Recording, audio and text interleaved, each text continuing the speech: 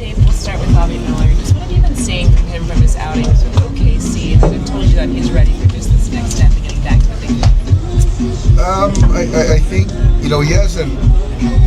he hasn't thrown as well as I'm sure he would like, but where he's built up, what he's done for us, kind of the spot we're in, he makes the most sense. And I talked to him earlier today. He's looking forward to this outing. He's in a really good headspace, and I just think he's going to come out with some kind of intensity tonight and throw the baseball ball. This was an important spring for him, and we know just kind of the setback with the scare on the mound and the comebacker. But how have you seen him just kind of continue to evolve as a big leaguer and really step into this space where he can be successful? I think that's what it is with Bobby. Is there's an evolution happening right now. All players aren't linear as far as they're kind of get to the big leagues, stay in the big leagues, and so it's been a little up and down for him. But he's staying in the moment. I think he's learned from some things and got past the scare in spring training, and he feels really good tonight. What is the evolution, Dave, of him and where he needs to be to stick? I think it's more of filling up the strike zone, using his four-pitch mix the right way, sequencing, not just trying to overpower hitters, throw strikes, and just let the talent kind of take over. I mean, do you get a sense from Bobby and from Landon and from Oleski that they're not just competing against the guys in the batter's box, but in some way competing against each other to try to be that guy? I think that's human nature, but I think from my chair and just kind of from the organization is just to encourage these guys to go out there and compete against the other team. And some of the things are out of their control, some of the things are in their control, but when you're worried about things that you can't control, that's certainly not beneficial. So I think that right now, I don't think Bobby's thinking about anybody else outside of those Rockies hitters. When obviously there's not a ton of opportunities for those guys, or they don't know when those opportunities might come, like how much of an impression can they leave in the couple starts that they are getting up here? Like how much do you kind of evaluate off that based off the bigger body of work that you guys have with them? Yeah, it's a broad question in the sense that Landon threw the baseball well yesterday. He's out because we needed to make a roster spot. Bobby's going to throw the baseball tonight, but I do think that how they perform certainly helps, and then when they get their opportunity, wherever it might be, to just continue to pitch well and create opportunities for themselves. And when an opportunity does present itself, then their number is called. But it's not an easy thing, going up and down, spots start here and there. But it's kind of the way of the world in Major League Baseball. Is Bobby's ceiling still as high in your guys' view as it was, a year ago before he had the injuries and the struggles late last year? Like, is that potential still there for him? Absolutely. I think even if you look at a calendar year ago, right around this time, Bobby was coming off some great outings, and he was just really thriving. And so, obviously, with things that have happened, he's had to work his way back. But as far as the upside potential, it's absolutely there. Is Snell close to going on a rehab start? I know he's played catch a couple of times on this homestand. Played catch again today. I don't know how close he is to going on a rehab assignment. I saw him throw some changeups, some curveballs, throwing flat ground, stretching it out. He says he feels really good. Don't know when that's going to be. Speaking of the rehab, Clayton, I'm sure you guys heard, 3 innings, 30 pitches, got his velocity up to 89, felt good coming out of it. So he'll make another start with OKC. Tony went 4 innings, threw the baseball well. He'll make a start next week. So those two guys are really coming. Tony obviously sooner than Clayton. And then Evan finishes back-to-back, which is great, and he'll do another outing this weekend. And so things are kind of looking good for all 3 of those guys. Is Tony going to start again in OKC or here? In OKC, and we'll get him through 5 innings, and then we'll see where we go. With a pitcher like Clayton, what are you looking for in his rehab appearances? I think a guy like Clayton, it's more of how he feels. I know he's probably happy with the uptick in velocity. The toe is the last part of it. The body feels good. The arm feels good. getting that left toe, the drive foot is the last piece. But talking to the training staff, they said he felt pretty good. Are you kind of curious to see how he looks coming back? Like, obviously, his arm is probably as healthy as it's been in a while. Like, obviously, he's probably kind of like the forgotten guy in the group at the moment. But are you kind of intrigued to see how he might look as he kind of progresses and tries to get back here with you guys? I am. But I feel I'm more curious in the sense of just getting him back, but not really concerned at all. I think that if he's healthy, which, as you stated, his arm is healthy as it's been quite some time, and if his body feels good, he's going to be good.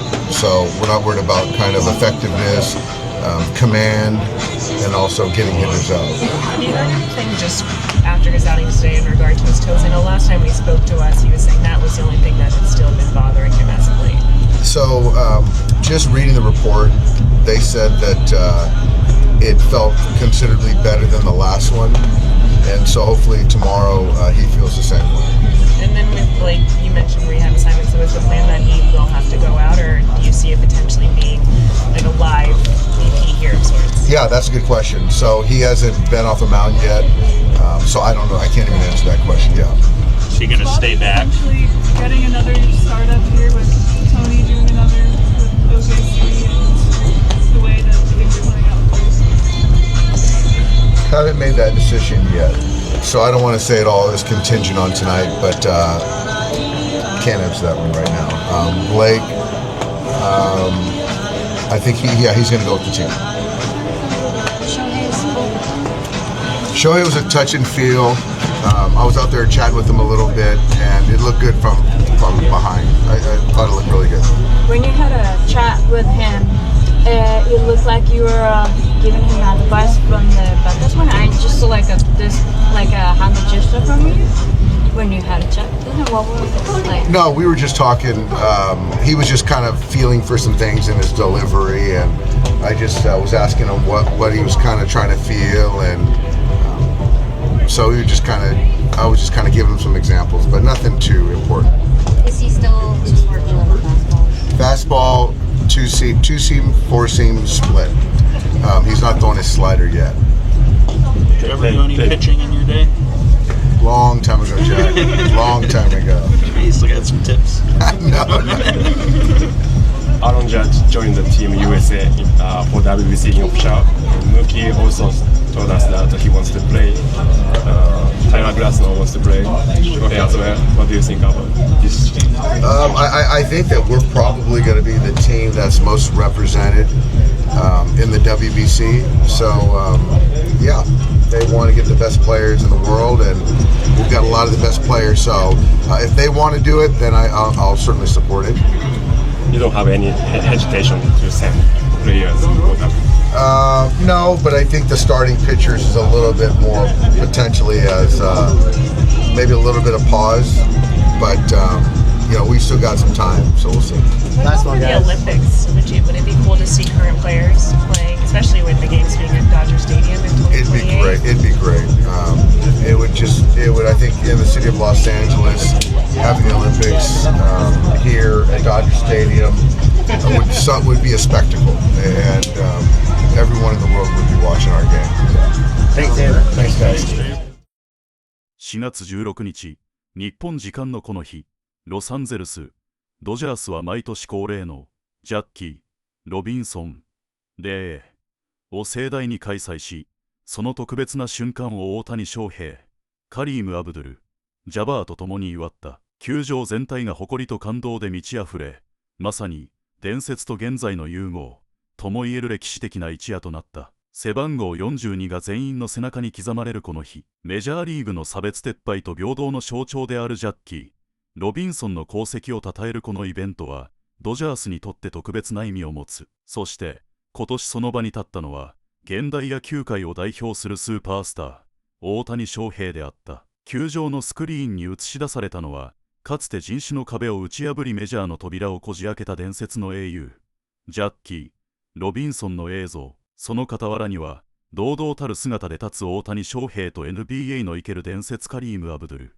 ジャバー、野球とバスケットボール、異なる競技の英雄が肩を並べるその光景は、まさに時代とスポーツの枠を超えた夢の共演であり、ドジャースファンだけでなく、すべてのスポーツファンの胸を打った。試合前のセレモニーでは、大谷が静かに深く一礼し、ジャッキーへの敬意を表す姿が印象的であった。決して派手な仕草ではない。